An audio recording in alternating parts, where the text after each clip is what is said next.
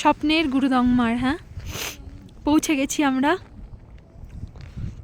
সবার শরীর মোটামুটি সবাই ঠিক আছি আমরা, আমাদের অক্সিজেন ক্যান লাগেনি এখনও অবধি।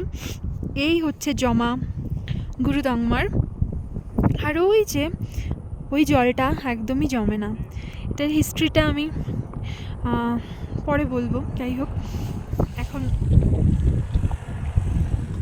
এই জায়গাটা দেখো,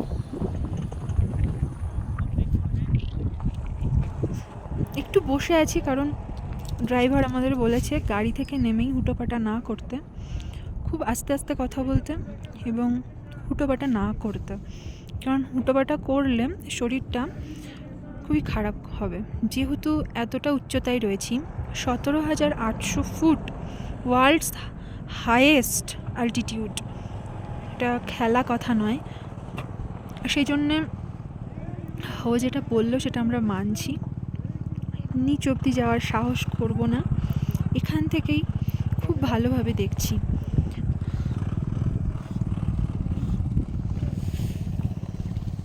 আর পাশে ওই যে বরফের পাহাড়,